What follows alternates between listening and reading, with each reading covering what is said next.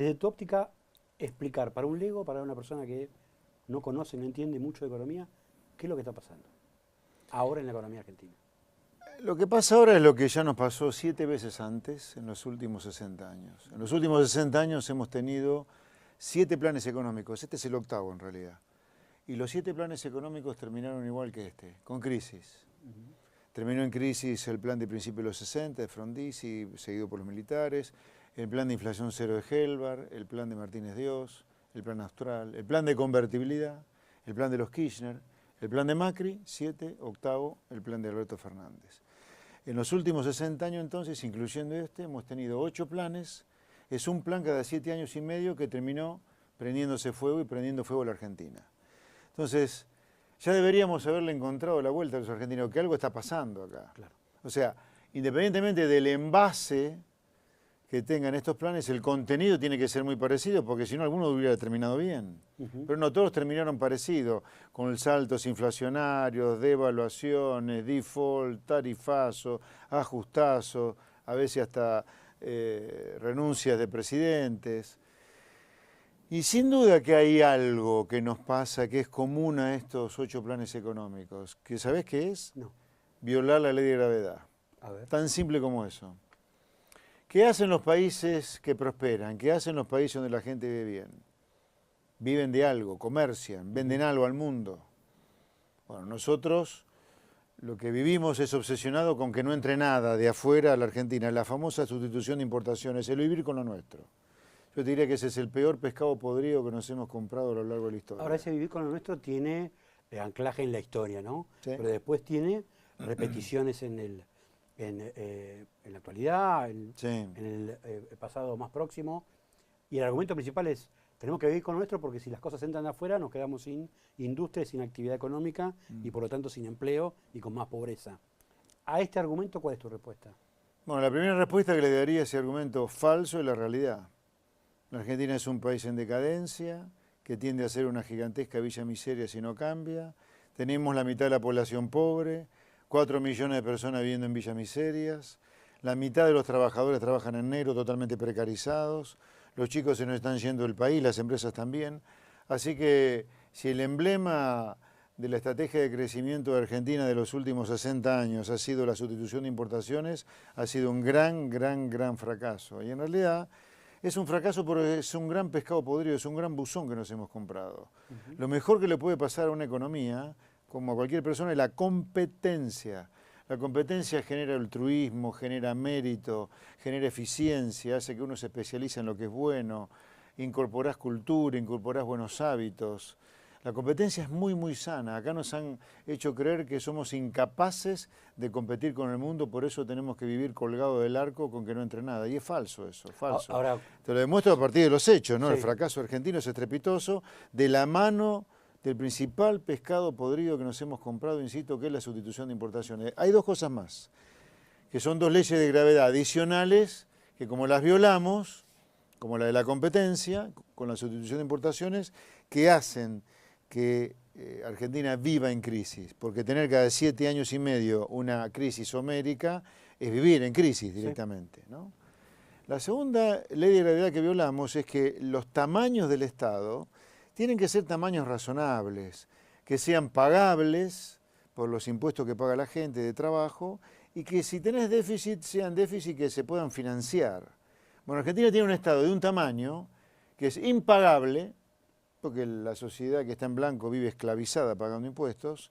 De hecho, la gente que está en blanco más de la mitad del año trabaja solo para pagar impuestos, o sea que por una ventanilla cobra su ingreso y por la otra una ventanilla B, por la A cobra el ingreso y por la B le entrega el 100% de lo cobrado durante 6 meses a la FIP, a ARBA o a las instituciones que recaudan impuestos en las provincias. Entonces, Argentina tiene un Estado elefantiásico, que es impagable e infinanciable. Argentina lo tiene que achicar el Estado. En la sociedad donde la gente prospera, los estados tienen un tamaño razonable. Y no solo razonable el tamaño, sino que son estados que son como una especie de fábrica, que transforman los impuestos en bienes públicos. O sea, que agarran los impuestos que paga la gente y lo transforman en seguridad, defensa, justicia, diplomacia, educación y salud básicas. Acá los impuestos se terminan transformando en planes sociales, curro, amiguismo, clientelismo, corrupción, ñoquis, punteros políticos, totalmente alejado de la realidad que debería ser. La tercera ley de gravedad que violamos es que las leyes laborales que los países tienen donde la gente prospera son leyes laborales que son muy equilibradas a la hora de defender al trabajador y al empresario que emplea y da trabajo. Son equilibradas. No es que funden a los empresarios que echan a alguien porque saben que un empresario no echa a alguien porque es el hobby, echar gente, sino porque a pesar de haberlo entrenado, capacitado, formado, bueno, no funcionó la relación laboral. Y muy a su pesar seguramente lo echa. Nuestras leyes laborales parten del supuesto equivocado que el hobby empresarial no es ganar plata, sino echar gente.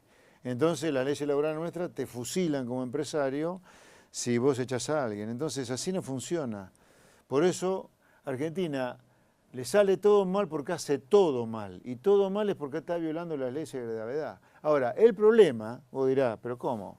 Che, la ley de gravedad, uno en la vida real no la viola. Uno no se tira de un 10º piso 10 veces pensando que 9 de 10 va a terminar bárbaro.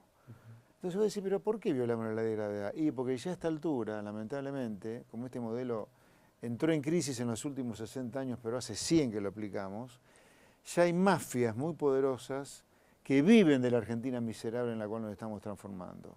Hay una pequeña mafia, pequeñísima, pero muy poderosa, de empresarios muy prebendarios y corruptos, que son una mafia. Lo que está nombrado en los cuadernos de las coemas. Segundo, también hay una mafia muy corrupta de políticos, no son todos, pero sí una parte muy importante de políticos que viven de la profesión de hacer política. No usan a la política para cambiar el país, como es mi caso, sino que viven de hacer política. Y luego tenemos a las mafias sindicales. Hoy tenemos la mitad de la población trabajadora totalmente precarizada, hablamos de 8 millones de personas, y no podemos cambiar las leyes laborales porque las mafias sindicales te lo impiden. Entonces, lo que nos pasa es eso, en lo profundo, más allá de Alberto Fernández, Guzmán, Cristina, Macri, Alfonsín, de la Rúa, Menem. Lo que nos pasa es eso. Como sociedad violamos la ley de gravedad. El problema, vos decís, che, dejemos de violar la ley de gravedad, punto. Es evidente que no podés violar la ley de gravedad. Bueno, el problema es que ya hay mucha gente muy poderosa que vive de enriquecerse a costa de millones de argentinos, transformándolo en miserables. Y ahora, en este contexto que vos decís, digamos, de un problema ya sistémico, digamos, de toda la economía que ya no funciona, ¿por qué sube tanto la inflación y por qué sube tanto el dólar? Bueno, de nuevo, entre las muchas leyes de gravedad adicionales que violamos está la ley de gravedad que dice que la inflación es un fenómeno monetario. Entonces, uno tiene inflación porque está emitiendo dinero. Ahí hay una diferencia casi irreconciliable entre la posición tuya, o la posición de los economistas, y la posición de la política, que no solamente el kirchnerismo, sino que también otros sectores de la política que dicen que no es un fenómeno monetario. No, bueno, hay muchos economistas que creen que no es un fenómeno monetario. Guzmán habló de que la inflación es un fenómeno multicausal. O sea, hay un montón de economistas que consideran que la inflación no es un fenómeno monetario, incluso algunos dicen no es solo un fenómeno monetario. La inflación es solo un fenómeno monetario. Yo te diría de nuevo, acá es violar la ley de gravedad. Por eso a mí hasta me da bronca a veces que seamos tan brutos de ignorar leyes de gravedad. Te cuento una breve historia. En el año 76, a Milton Friedman le dieron el Premio Nobel de Economía, que sería el Oscar de la economía, es el Olimpo de las ciencias, el Nobel, en parte por sus contribuciones a la teoría monetarista de la inflación. Pero no solo quedó ahí la contribución de Friedman, sino que esta teoría, que recibió en serie, insisto, el Oscar de la economía en el año 1977, fue probado por las ciencias duras en un montón de países posteriormente a lo largo de muchísimas décadas después del 77. Y se probó que la inflación es un fenómeno monetario. Y cuando vos ves cómo el mundo le ganó la lucha a la inflación, vos ves que la ganó actuando sobre lo que es la moneda. De los pocos países que todavía negamos que la inflación sea un fenómeno monetario es Argentina, por eso Argentina sigue con problemas de inflación. Pero además de estos dos datos que te doy, que el Nobel, o sea, el Olimpo de la ciencia se lo dieron a Friedman en el 77, en parte por sus aportes a la teoría monetarista de la inflación y que después fue probada. Es de puro sentido común pensar que la inflación es un fenómeno monetario, porque yo te diría, las cosas que uno consume todos los días están denominadas ¿en qué? En la moneda que emite el Banco Central. O sea, el peso, Sí. en el cual está denominado tu corbatero, el mío, mi saco, mis zapatos, los tuyos, tus anteojos, están denominados el valor en la moneda que emite el Banco Central. Por lo tanto, sería natural pensar que la inflación tiene que ver con el que emite la moneda en el cual están denominadas las cosas que compramos. Y por si fuera poco, te voy a dar un ejemplo muy simple para entender que la inflación es un fenómeno monetario. Pensemos en el mercado de la papa. ¿Qué pensás que va a pasar si hay más oferta de papas que demanda de papas? Sobran papas. ¿Qué va a pasar con el precio de la papa? Va a bajar. Baja el precio de la papa. Si hay más oferta que demanda de papa, entonces cae el precio de la papa. Ahora, si cae el precio de la papa, esa papa, cuyo precio cayó, va a comprar menos fideo, manteca, pan, porque cayó su precio, como que cayó el poder de compra en términos de otras cosas. Sí. ¿No? O sea, sobran papas, cae el poder de compra de la papa. Con el dinero pasa lo mismo. Cuando sobra dinero, porque estás emitiendo, ofertando más dinero que la gente quiere, demanda, cae el poder de compra del dinero y esa es la inflación. Entonces, pensar el problema de la inflación como fenómeno monetario es tan natural como pensar que si cae el poder de compra de la papa porque están sobrando papas. Ahora, ese problema de tanto la inflación como del dólar, ¿vos crees que en el plazo corto va a seguir agravándose? ¿Y qué consecuencias puede tener que siga agravándose? Bueno, entonces, ha quedado claro que la inflación es un fenómeno monetario, exclusivamente monetario en el largo plazo, por lo menos puede haber en el corto plazo aumento de tarifa, dólar, pero eso son subas de precios relativos más que inflación. Vamos ahora a la coyuntura argentina. Claro. El 11 de agosto se va a conocer la inflación de julio. Sí. Muy probablemente estemos con una inflación cercana a los 2 dígitos, cercana al 10%, lo cual significa que anualizada es una inflación del 200%. O sea, Argentina camina a un régimen de inflación del 100%. Con un dólar que, sin duda, a la larga, cuando uno mira series largas del dólar y de los precios, el dólar y los precios van juntos. El dólar y los precios, en Argentina al menos, van juntos.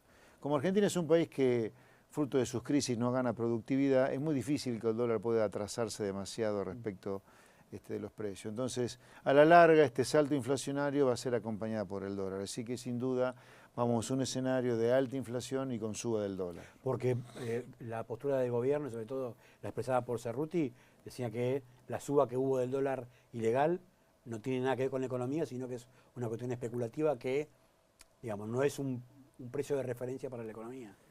Sí, dijo eso Cerruti, pero al mismo tiempo una conspicua miembro del Frente de Todos, como la senadora Juliana de Tulio, dijo que habría que poner un policía en cada cueva, así que evidentemente el mercado paralelo, el mercado blue, no es tan chico ni es tan irrelevante, no solo para el gobierno, sino para todos. No, de ninguna manera el mercado es chico y de ninguna manera es irrelevante.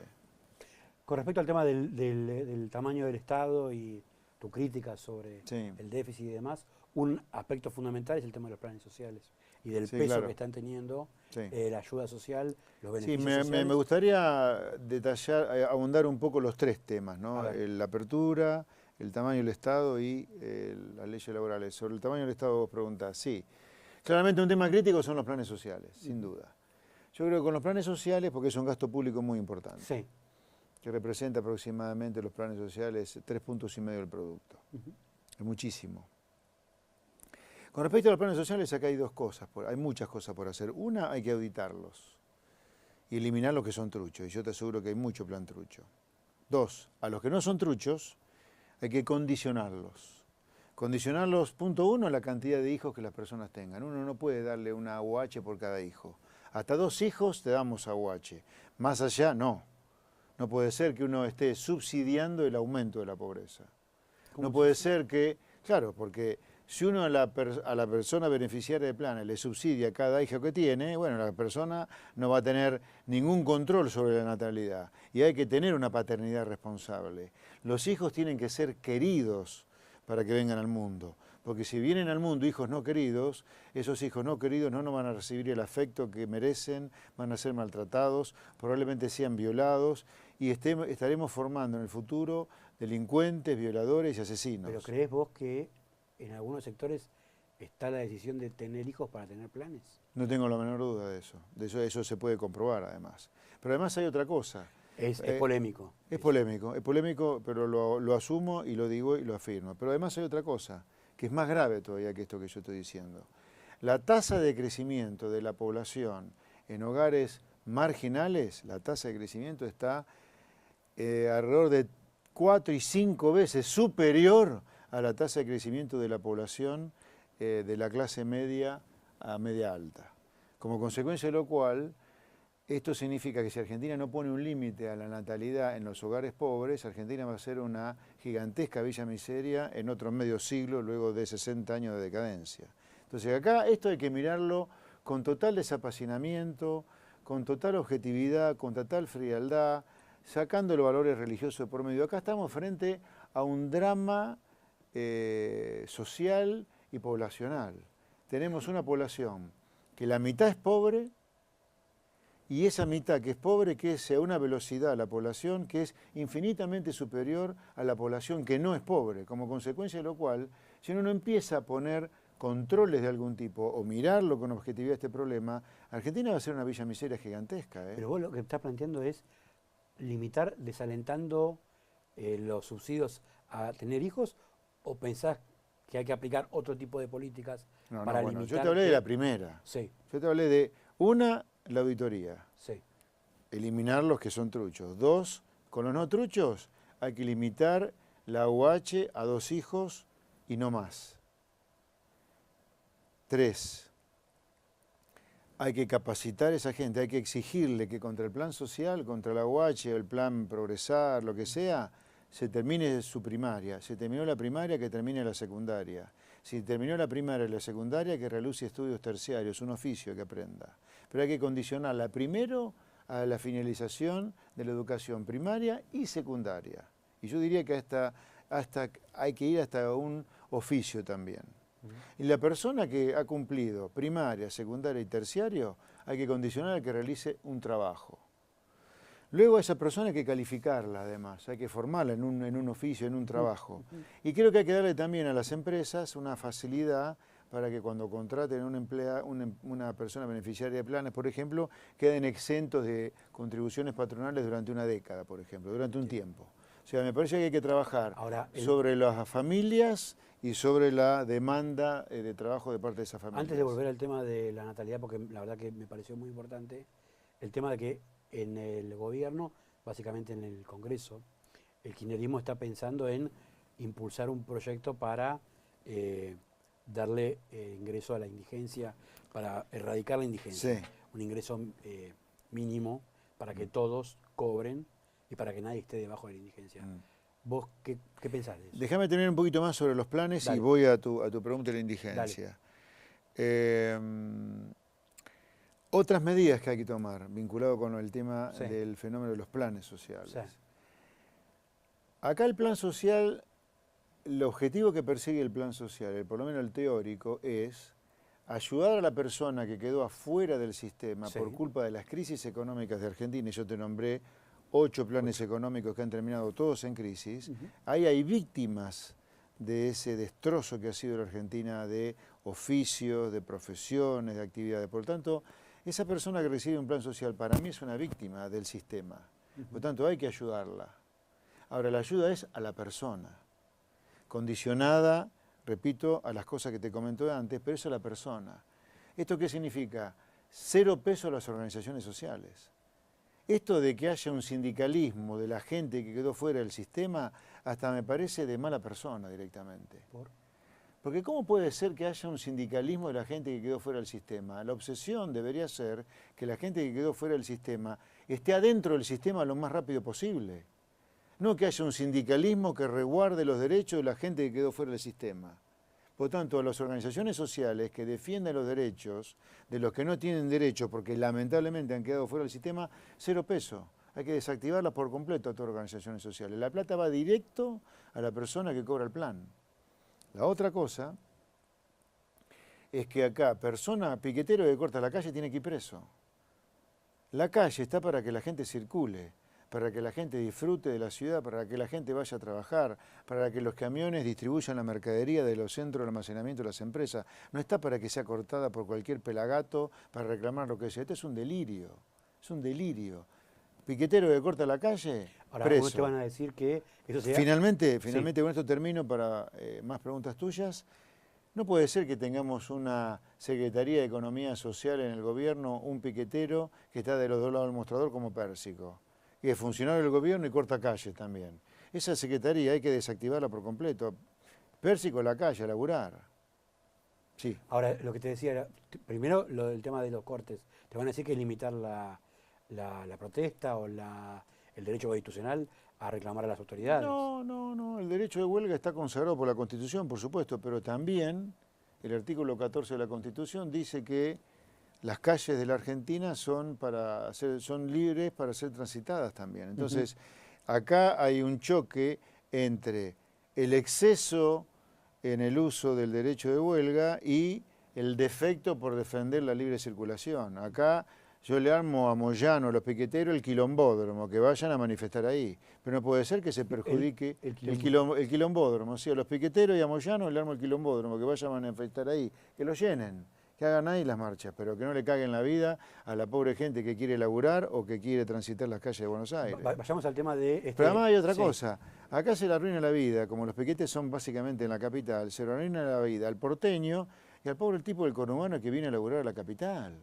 O sea, ahí estamos hablando de gente de trabajo, de esfuerzo, no estamos hablando de garcas poderosos que tienen helicóptero o aviones. Estamos hablando de gente que toma el tren, el colectivo, a la cual le arruinamos la vida. Que dicho sea de paso, es la gente que paga impuestos para darle plata a los beneficiarios de planes. No puede ser que le cague la vida, en teoría, la gente que recibe el subsidio a la gente que paga el subsidio. Ahora, vayamos al tema de la indigencia. ¿Vos estás de acuerdo con que todo argentino, por el hecho de ser argentino, tenga un ingreso para que no sea indigente? ¿O crees que eso no debiera? No, yo no estoy de acuerdo. Pero no porque yo disfrute con la indigencia y sea un hijo de puta porque soy mal tipo y disfruto de la indigencia. No, porque yo creo que, lamento que no se vea esto, pero Argentina está dinamitando la cultura del trabajo. La está dinamitando. Bueno, los videos que estuvieron circulando... La dinamitan. Estamos a punto de perder la cultura del trabajo ya. Ya hubo una ruptura de la cultura del trabajo cuando hace algunas décadas se pasó de mi hijo el doctor a mi hijo el empleado público. Ahora estamos pasando de mi hijo el empleado público al piquetero o al beneficiario de un plan. No, esto tiene que terminar urgente, todo lo contrario. Acá hay que desactivar planes más que dar cada vez más planes. Ahora se ha creado también la figura del aguinaldo al plan social. El aguinaldo es un sueldo número 13. A la gente que trabaja y que recibe un salario. ¿Qué es aguinaldo? Es el subsidio del subsidio, no un aguinaldo al plan. Después salieron a hablar también de... Bueno, lo de Grabois diciendo... El salario básico universal. ¿Qué es salario básico universal? Lo que pide Grabois es un IFE, es un ingreso familiar de emergencia, es un subsidio. O sea, dejemos de degradar el vocabulario y dejemos de degradar la vida y la actitud diaria. Pero no el salario básico universal, no por ser mal tipo, sino porque vamos a romper la cultura del trabajo. ¿Quién va a querer laborar así? Ya esta chica lo dijo estos días. ¿Cómo se llama esta chica, la que beneficiaria del plan? Gabriela, ¿era? Que recibe 50.000 pesos. Sí, 50.000 y está feliz de la vida no laburar. Estamos logrando eso. Estamos logrando eso. No, hay que terminar con esto. Hay que cambiar la Argentina para que haya futuro. Nos vamos a quedar sin futuro, nosotros y nuestros hijos. Volvamos sobre el tema del control de la natalidad porque me parece que es importante frente a la... tiene que haber control de la natalidad, tiene que hacerse docencia. Cuando yo hablo de control de la natalidad, no hablo de obturarle las trompas, no, digo, hay que hacer docencia en las villas, en las zonas marginales con el control de la natalidad, hacer cultura sobre una paternidad responsable. Los hijos tienen que venir queridos al mundo, tienen que ser deseados, buscados. ¿Pero por qué crees que la gente pobre quiere tener hijos? No, pero no es que... A ver, hay una parte de la gente pobre que quiere tener hijos para cobrar el plan, pero otra parte de la gente pobre tiene hijos porque no sabe cuidarse, no tiene control de la natalidad, ¿me entendés? Y eso hay que darle cultura, enseñarle a la gente para que sepa que tiene que haber una paternidad responsable. El hijo tiene que ser querido, porque es una boca a alimentar, es un corazón para darle amor, es un alma para cuidarla, para darle afecto, cuidado. No puede venir cualquier chico al mundo, tiene que ser querido, esa es la idea. Y el control de la natalidad por la educación, no por la obturación. Ah, correcto. No es que vos estás diciendo, si tiene más de 3 hijos, hay que, no sé, atarle las trompas o... No, estamos hablando de limitar el subsidio a la UH a una cierta cantidad de hijos, pero fundamentalmente hacer cultura, hacer docencia, ir a las villas a educar, en los comedores sociales educar. Eso no se está haciendo hoy. No se está haciendo nada de eso. Ahora, volviendo al tema de Grabois. No, que se entienda bien lo que quise decir. Sí, claro. Lo de Grabois. ¿Cómo lo ves? Bueno, Grabois tendría que estar preso ya. Es un atorrante Grabois directamente. Debería estar preso porque le ha arruinado la vida a diario a millones de argentinos que quieren laburar. Yo diría, ¿por qué no se le investiga a Grabois la plata que maneja su movimiento? Maneja varias decenas de miles de millones de pesos. Y con esa idea de que puede haber saqueos o que puede haber sangre en la calle si no se mejora la situación económica. Qué loco, un tipo que no sabe lo que es sudarla para ganar la guita habla alegremente de sangre. La verdad que me parece una frase repulsiva. Grabois me parece repulsivo y su frase es más repulsiva todavía. Por un tipo que ni siquiera sudó, chivó para laburar, habla alegremente de derramar sangre, lucrando con los que... A ver, a mí lo que me parece miserable es gente que vive de defender los derechos de los que no tienen derecho porque quedaron afuera del sistema. A ver, que se entienda bien esto. A mí cada persona que ha quedado fuera del sistema me duele en el alma, porque es un tipo que quedó arruinado por culpa de un sistema que arruina gente de manera deliberada. Acá que tengamos claro que los políticos corruptos, que no son todos, pero sí los corruptos, los sindicalistas mafiosos y esa pequeñísima parte del empresariado argentino que lo vemos aplaudiendo siempre en primera fila de todos los gobiernos y que están nombrados los cuadrantes de la corrupción, esos tienen como negocio la miseria argentina. Para ellos es negocio que cada vez haya más gente fuera del sistema, tengámoslo claro eso. Y a mí eso me violenta, te diría. Ahora entonces, la persona que quedó fuera del sistema para mí merece toda la compasión, pero una compasión donde tiene que haber un subsidio limitado en el tiempo y durante ese tiempo tiene que estar condicionado a cosas para no romperle la cultura del trabajo. Yo entiendo que es una línea muy finita, muy delicada, es una frazada corta. Exacto. Si te quedás muy corto en la ayuda, a la persona la mandás al muere. Pero si la frazada es demasiado larga, también la mandás al muere porque le rompe la cultura del trabajo. Yo entiendo que es finito, pero bueno, es así la realidad. Ahora, hablabas del tema de la dimensión del Estado, del tema del gasto público, el tema de los planes. Ahora, eso requiere un ajuste, requiere encontrarle alguna lógica, ¿no es cierto?, a esos desequilibrios que hay, tanto en el gasto público, en la dimensión del Estado, en la falta de apertura de la economía. Yo todo eso lo defino como un ajuste. Sí, yo creo que está mal definido. El ajuste ya ocurrió. Ya ocurrió. A lo largo de 60 años, con 8 crisis, ya ocurrió el ajuste. La gente ya fue ajustada, ya fue aniquilada, diría yo, por 8 crisis. La mitad de la población pobre existe hoy. Hace 60 años no había de la mitad de la población pobre. Que haya 4 millones de personas viviendo en villas es una cosa de hoy. Hace 60 años no había 4 millones viviendo en villas, no había nadie viviendo en villas. Hace 60 años no teníamos la mitad de los trabajadores trabajando en negro. No había trabajo en negro prácticamente.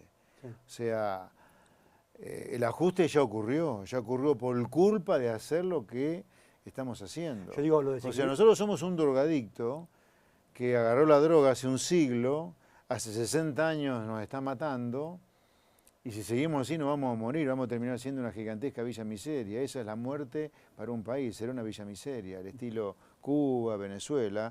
Sin dictadores vamos a terminar siendo una villa miseria si seguimos así. Yo admito que cortar con la droga no es gratis, vos pasás por un síndrome de abstinencia. ¿Hay costos por terminar con la droga del populismo, que es lo que nos está matando? Sin duda. Ahora... Bueno, yo a esos costos los llamo ajuste. Está bien. Yo entiendo que va a haber una parte de la sociedad que va a tener que ajustarse. Ahora, acá se viene ajustando el grueso de la sociedad. Acá lo que estamos hablando de que el síndrome de abstinencia, el ajuste, pase por parte de la sociedad mucho más pequeña que la parte de la sociedad que se estuvo ajustando en estos últimos 60 años por un sistema que no funciona. Va a haber que ajustar porque va a haber que echar ñoquis, hay unos empresarios que van a tener que reformularse, si no se van a fundir. ¿Por qué? Porque, a ver, hablemos un poquito de dos cosas que no hemos hablado, que es la apertura y las leyes laborales. Sí. Sobre la apertura, no hay país en el mundo que haya prosperado sin comercio. Para poder comerciar tenés que estar abierto al mundo. Esto no significa validar de ninguna manera, y yo las condeno, las malas aperturas económicas que se hicieron con Martín Irigoyen y con Menem. Que quede claro, yo las condeno, las critico, porque se provocaron industricidios al pedo que han dejado mal parada a la apertura económica. La apertura económica es buena, la apertura económica es sana, la apertura económica te permite competir, adquirir buenas costumbres, incorporar buenos hábitos, tecnología, capital. La competencia, que es la apertura económica, es buena. Si no, a Messi lo tendríamos jugando todavía en el potrero de su casa. Messi es Messi porque salió a competir. Claro. Si no, no sería Messi el número uno del mundo. ¿Qué tipo de apertura entonces vos estás diciendo? No, yo lo que digo es, cuando Argentina abrió la economía, en realidad, más que abrirla, lo que hizo fue abaratar el dólar, producto del déficit fiscal financiado externamente, que fue lo que hizo abaratar al dólar, que fue lo que hizo fundar a medio planeta industrial y también al campo. Porque con Martínez Dios y con Menem el campo también la pasó mal, claro, por el dólar barato. Pero el dólar barato, eso no es apertura económica, eso es una distorsión gigantesca de precios. La apertura económica es bajar aranceles a la importación y eliminar restricciones cuantitativas para importar. Todos los países que han luchado exitosamente contra la inflación han controlado la emisión monetaria. Todos los países que han crecido sostenidamente en el tiempo han hecho inteligentes aperturas económicas. Ahora, inteligente apertura económica no es la apertura económica que muchos industriales nos quieren vender acá. Primero arreglamos el problema impositivo, el problema laboral, y después nos ponemos a hablar de la apertura. Entonces la apertura nunca viene. No, acá hay que poner bien los caballos delante del carro. El caballo es la apertura económica. El carro es hacer una reforma fiscal y una reforma laboral para que la apertura no sea un industricidio, pero la apertura debe ser innegociable. Hablemos ahora de otra parte importantísima, que es la ley laboral.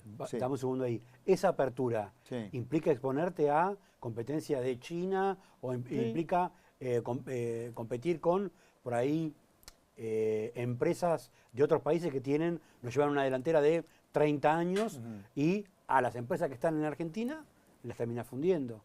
¿Cómo haces para balancear eso? Si Chile ha firmado Tratado de Libre Comercio con China, y yo no veo Chile ya se ha prendido fuego por el Tratado de Libre Comercio con China, es por otras causas. ¿Pero Chile se prendió fuego? Uruguay está queriendo firmar un Tratado de Libre Comercio con China. Pero es que Uruguay nunca tuvo el nivel de industria que tuvo Argentina. Nunca tuvo ese nivel de industria. Siempre fue un país más abierto y un país más de servicio. Nuestra industria ha sido, mucha de nuestra industria, no toda, muy falopa. ¿Por qué te crees que los argentinos pagamos los autos más caros del mundo? Sí, claro.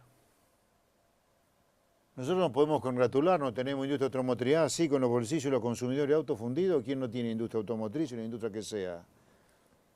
Pagando los textiles como los pagamos nosotros, carísimos comparado con el mundo. ¿Oíste lo que sale una remera afuera versus una remera acá? ¿Qué es eso? ¿Esa es la industria que queremos, fundiendo los consumidores de textiles o de autos? No. Ahora, eso sí, ¿hay reconversión? Por supuesto que hay reconversión. Yo lo que le digo es, no es necesario por reconvertir la industria automotriz echar a todos los trabajadores de la industria automotriz. ¿Querés fabricar fierro con 4 ruedas? Fabricá fierro con 4 ruedas. En lugar de autos, vamos a fabricar tractores, sembradora, máquinas corta y trilla, el mosquito que le llaman en el campo, las máquinas que se usan en la minería, las máquinas que se usan para extraer petróleo. O sea, la apertura económica es especializarte en lo que sos bueno. Y para especializarte en lo que sos bueno, vas a necesitar una industria de camiones, de cosechadora, de tractores, gigantesca también.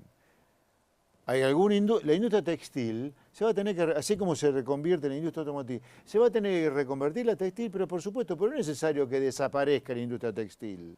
A lo mejor va a tener que fabricar muchas de otras cosas que hoy las fabricás acá carísimo. A lo mejor importás esas cosas y vas a fabricar otras cosas. Fabricarás mucho más mameluco para que se pueda trabajar en las minas, para que se pueda trabajar en la industria del petróleo, para que se pueda hacer la industria de salmón en Tierra del Fuego, en lugar de tanta promoción industrial, fabricando celulares carísimos, con un sobreprecio enorme comparado con el nivel internacional. O sea, la apertura es especializarte en lo que sos bueno.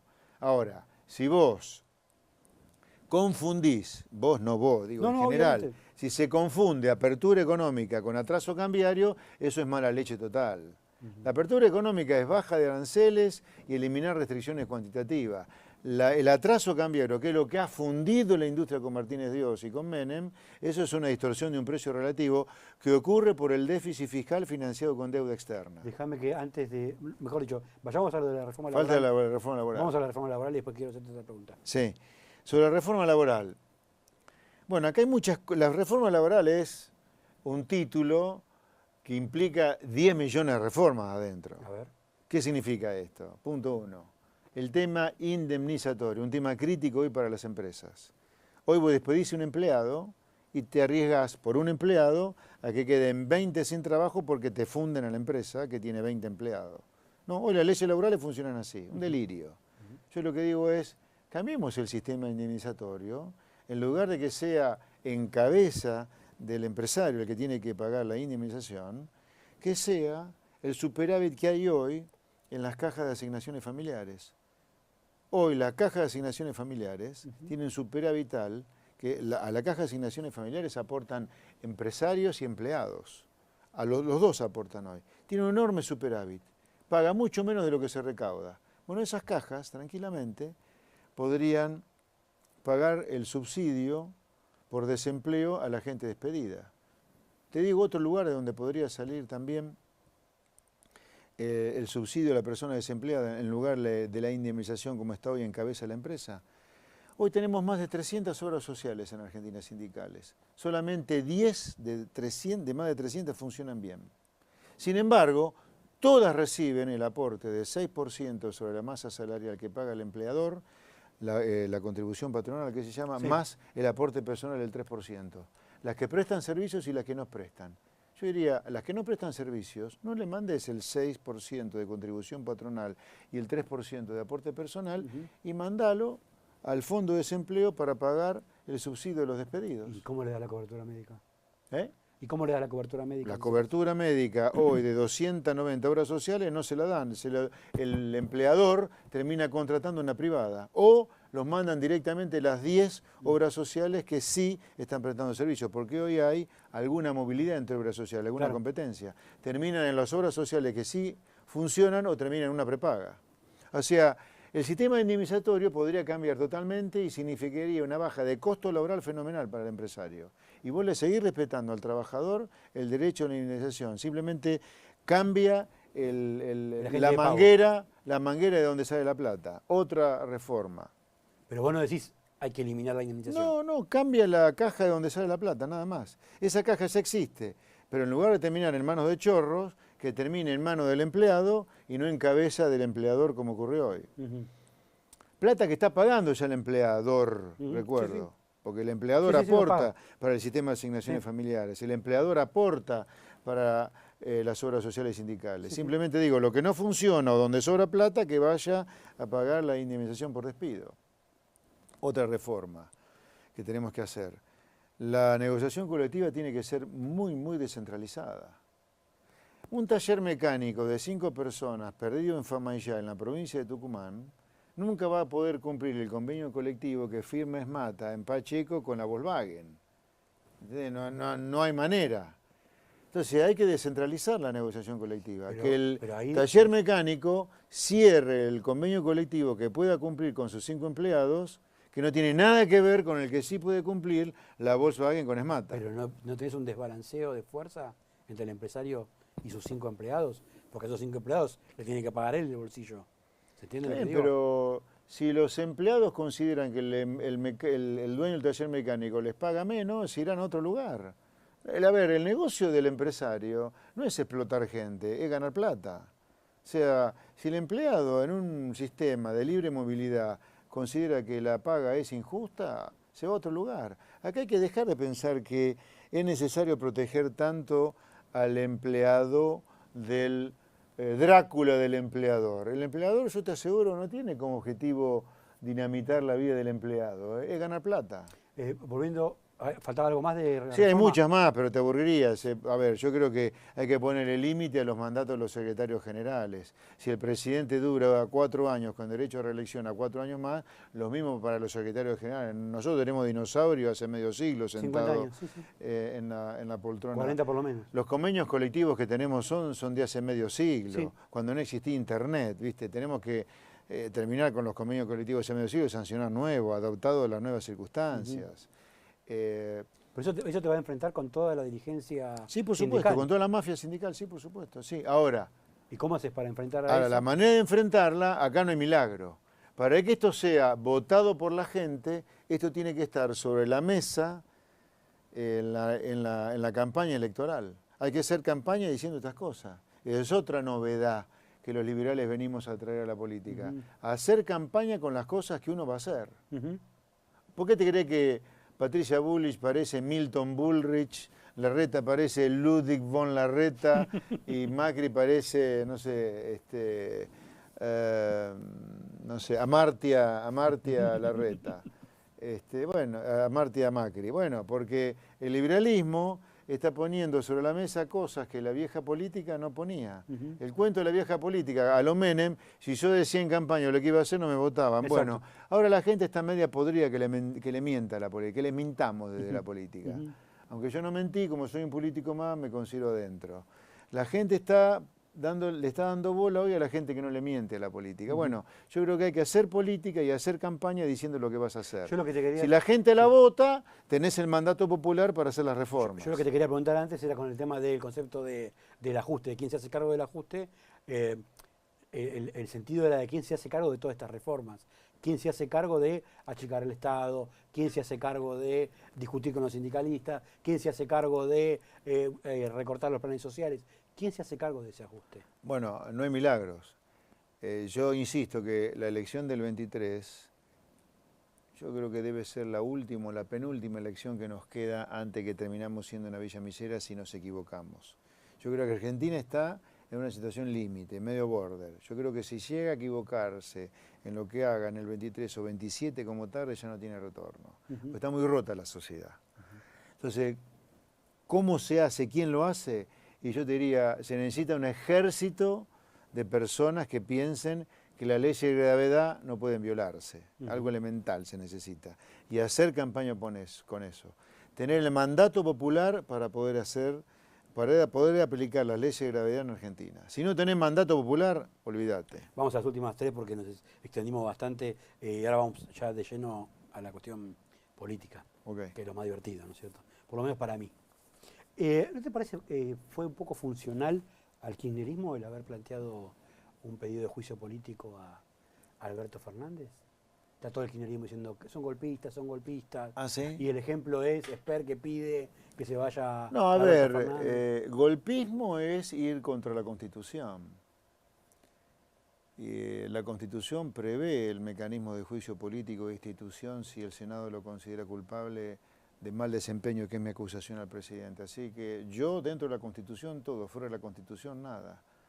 En realidad, por culpa de no haber utilizado la institución constitucional del juicio político, hemos tenido golpe de Estado o renuncias de presidentes. Yo creo que hay que tenerle menos miedo a lo que es la Constitución, hay que tenerle mucho amor, mucho respeto, leerla, estudiarla, comprenderla y ejercitarla. La institución del juicio político es una institución constitucional, eso no es golpismo. Si Alberto Fernández para mí es un inútil, y yo lo he justificado en mi pedido de juicio político, ¿por qué no destituirlo si llegara a ser considerado culpable de mal desempeño en el Senado? Ahora vos crees que... A ver, yo voy a justificar porque Sí. para mí Alberto Fernández amerita un juicio político. Primero que su política pandémica fue criminal para mí directamente. Fue criminal porque al haber encerrado excesivo tiempo a la gente, fundió a millones de argentinos, le rompió la cabeza a las criaturas, le rompió la cabeza a los adolescentes, les arruinó la vida a los adolescentes durante 2 años. Por si fuera poco, fue un inescrupuloso al hacer un vacunatorio VIP, a hacer fiestas en Olivos, mientras la gente estaba procesada por intentar levantar la presión de su fábrica o de su comercio violando la cuarentena. Y lo que es imperdonable, haber priorizado la relación geopolítica con Rusia y China cuando estaba la Pfizer para tirarse encima, vacunar a millones de personas que no hubieran muerto como murieron por la prioridad que él le dio a la cuestión geopolítica con Rusia y China. Entonces, ya la gestión pandémica criminal amerita el juicio político. Es más, creo que en un país normal el juicio político por la gestión pandémica de Alberto hubiera terminado en la destitución. Pero por si fuera poco, que para mí ha sido criminal su gestión pandémica, le agregaría por lo menos una cosa más. El desastre que ha hecho con la economía Alberto Fernández. Alberto Fernández va a ser el presidente que más va a endeudar a la Argentina en la historia democrática. Más que cualquier otro presidente. Se viven llenando la boca con lo malo que es la deuda y va a ser el presidente más endeudador de la historia democrática argentina. Explícanos eso, porque ellos tienen un argumento distinto. Totalmente, es falso. Los datos, dato mata relato. Los datos muestran que Alberto Fernández ya ha hecho aumentar en 2 años y medio la deuda pública más que el gobierno anterior y que el anterior y que el anterior y que el anterior. O sea que endeudó más que Macri. Sí, claramente. Pero más allá de Macri, lo que importa acá es el relato versus la realidad. La realidad es que Alberto Fernández nos endeudó tanto que nos está poniendo desde ahora al borde del default todos los días hasta que termine su mandato. Un irresponsable total.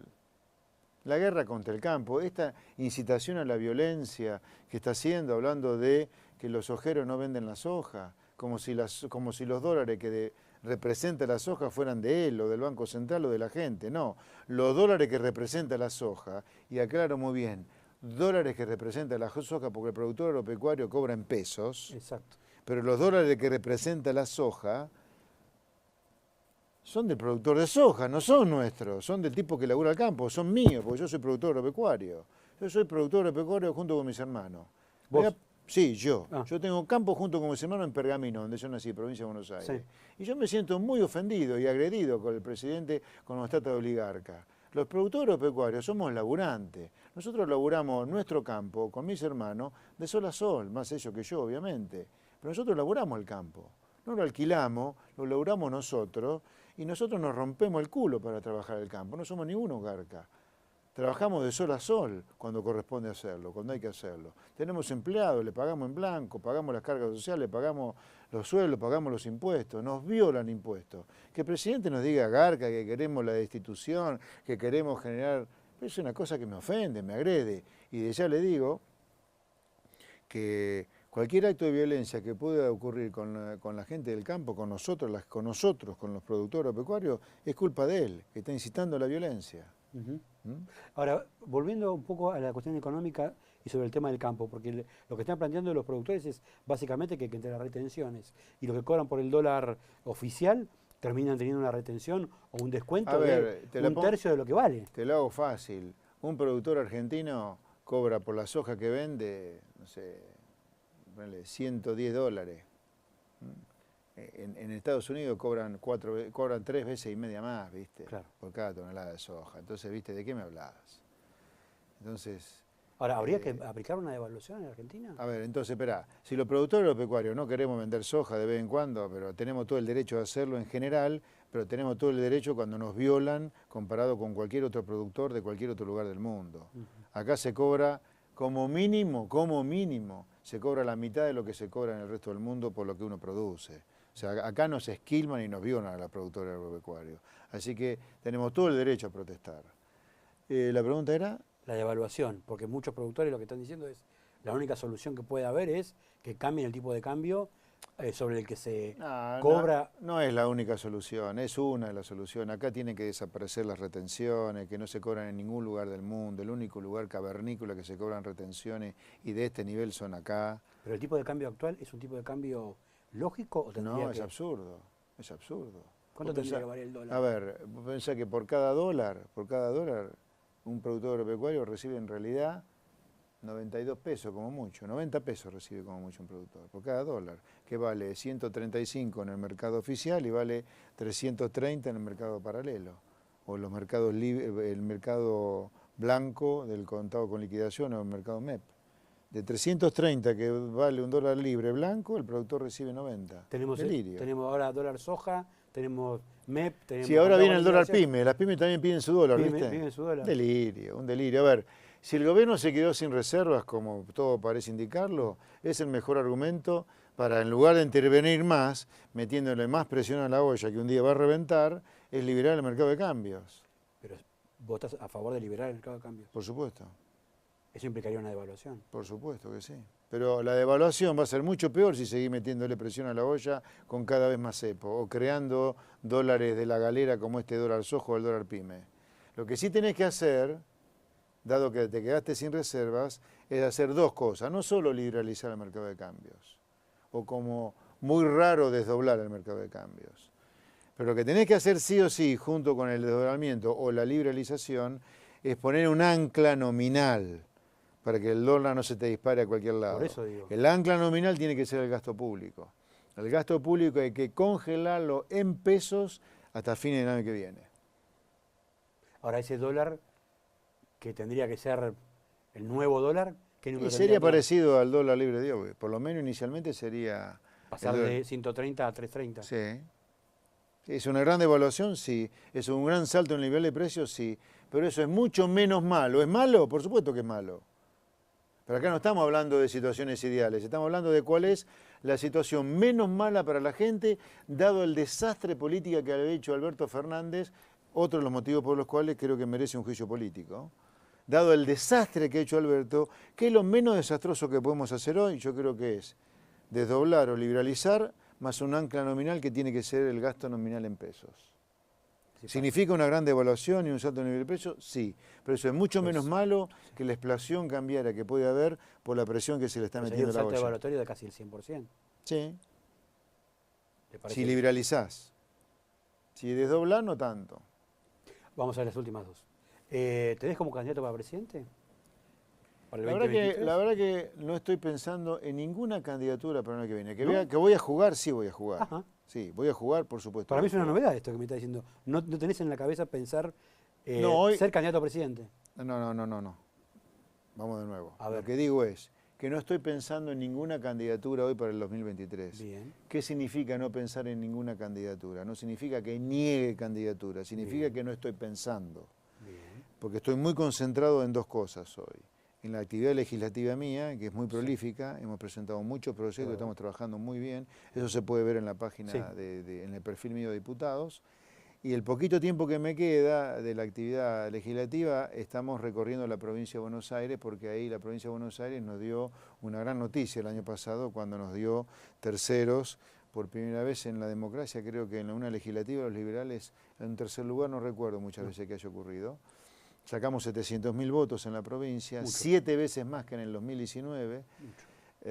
Fuimos el espacio liberal más votado en todo el país, los más votados fuimos nosotros los de Avanza Libertad.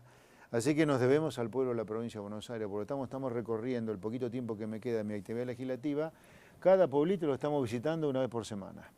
Y la semana que Eso viene... implica meterte en provincia de Buenos Aires y no tanto en Sí, la... sí. Bueno, eso me lleva un en la poco a discusión contestarte nacional. la pregunta inicial. Sí. No lo estoy pensando todavía porque mi objetivo es hacerla cada vez más fuerte Avanza Libertad en la provincia, que es el 40% del padrón, ¿no? Ahora, eso también estamos trabajando en Mendoza, en Córdoba, en Santa Fe y en Cava. Ujú. Estamos empezando a trabajar en las 4 grandes también, además de la provincia de Buenos Aires. Estamos Sí. en las 5 grandes. Fundamentalmente en la provincia, pero también en Cava, Mendoza, Santa Fe y Córdoba. Entonces, hoy no pienso mucho en el 23. En el 23 puedo ser candidato a presidente, puedo ser candidato a gobernador de la provincia, porque soy nacido en provincia y vivo en provincia. Podría ser la senaduría provincial también, no lo sé.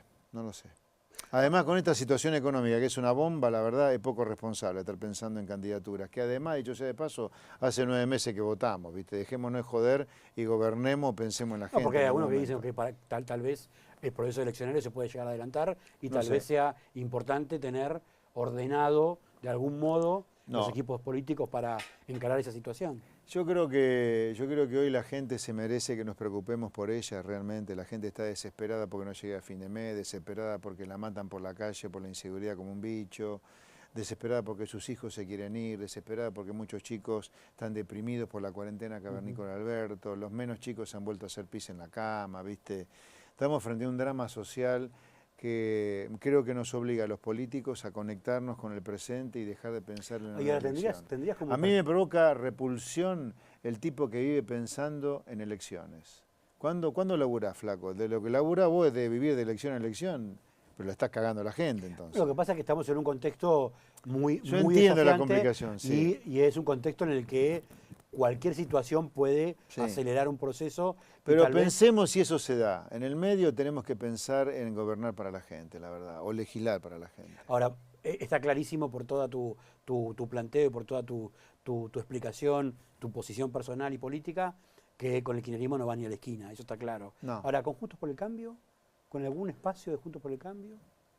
A ver, te diría dos cosas ahí. Primero, el kirchnerismo es un estado medio de insanidad mental para mí, por lo tanto tengo un poco que ver con el kirchnerismo. Ahora, del lado de la oposición, yo te diría,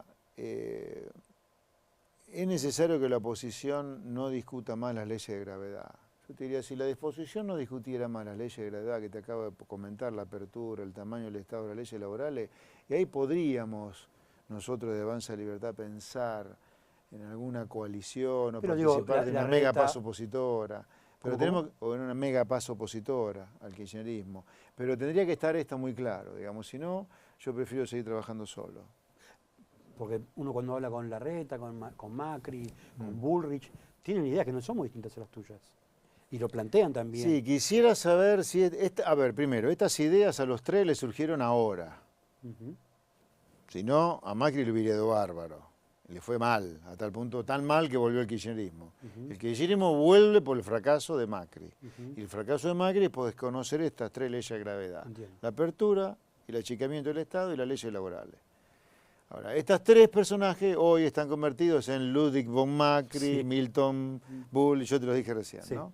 Entonces, hoy tienen discurso de sentido común, tienen discurso liberal los tres. Quiero saber si realmente en campaña el año que viene lo van a decir como hoy empiezan a decirlo. Vamos a ver.